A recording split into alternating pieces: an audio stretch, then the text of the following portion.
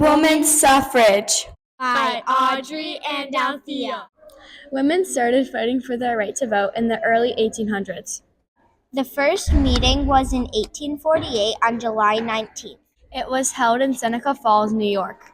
It launched the women's suffrage movement. That was just the start, though. After women's rights conventions became yearly. Then there was the Civil War in 1861, which stopped the conventions after Susan B. Anthony fought for voting rights. The women's suffrage movement continued. A century later, the 19th Amendment got ratified, but women still fought for civil rights. The suffragettes and women's suffrage movement started to gain traction in the late 19th century and the early 20th century, eventually leading to the 19th Amendment and the women's rights to vote. These women often had their constitutional rights ignored, violated, or denied, but the right to vote was so important to suffragettes and women across the country that they often risked their safety, freedom, and in some cases, lives. The 19th Amendment and women's rights to vote relates to the theme of rights and responsibilities because women's right to vote is a right that all women have now. Also, it is a responsibility because people had the responsibility to help women get the right to vote, but many didn't help them accomplish it. This also relates to the theme because women have been fighting for their general rights for over 70 years, and they still are fighting for some things, which is unfair because rights are something everyone should have, no matter their gender. And women have taken responsibility for getting their right to vote, and many women and men have taken responsibility for voting. This relates to the looking glass theme of determining what is right and wrong because it was right for women to have the right to vote, but it was wrong for men to try to make it so they couldn't vote. Also, women's rights to vote relates to Chicago because in Chicago alone, 200,000 women are registered to vote. In addition, women's rights to vote relates to Illinois because Illinois became the first state to ratify the 19th Amendment, passing the ratification on June 10, 1990, and that is how our History Fair topic relates to the themes rights and responsibility to determining what is right and wrong and how it relates to Chicago, Illinois. The 19th Amendment is important because in all places over the world, women could vote. But many countries, including the USA, did not want women to vote. Before the US women were allowed to vote, women in 19 nations around the world already had that right.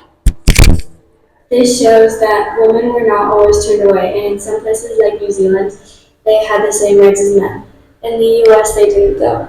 This maybe because the men of the US thought that women didn't have the mental capacity to vote.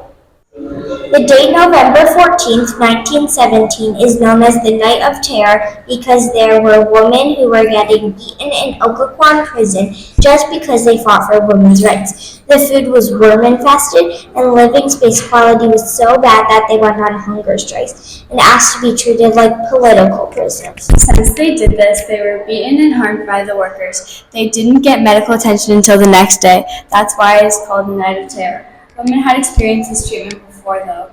A few years before, on March 3, 1913, when police attacked about 100 women, leaving them injured after a parade that was held in Washington, D.C. for voting rights.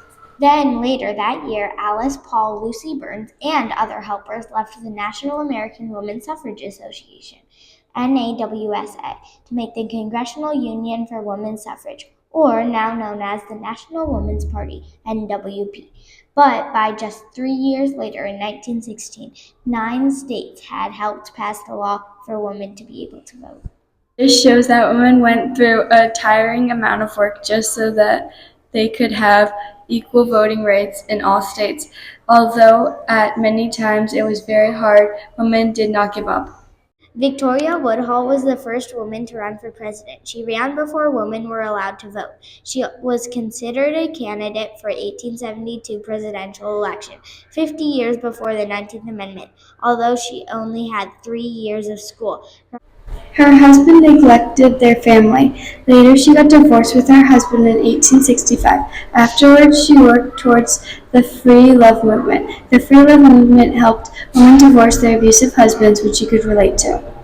Her son was mentally handicapped. Later, she got remarried to a Union Army veteran, Colonel James Harvey Blood. She spoke publicly about women's rights and for free love in marriage. This made some suffragists mad because she was controversial. Like many women, she went to jail, although this was because she ran for president. She made history by speaking to the House in 1871. She talked about the 14th and 15th Amendment and how they gave people the right to vote. Not only that, but she took part in British suffrage, and with her daughter they made a journal. She died at 88 years old. Many suffragettes had been in prison, but Mary Lay had a uniquely long and hard time in prison. She recalled being force-fed through a nasal tube and many other hard experiences, as well as being enforced into a chamber without any furniture, and that was where she spent most of her days in prison. She claims that most of her days were painful mentally and physically. She spent 2 months in prison, then later spent another 3 months in prison. She had awful treatment and in protest broke her window. She also went on several hunger strikes and attempted to resist many things, including being put in a different room and being handcuffed. She went through a lot as a suffragist and didn't want others to have to go through that treatment as well.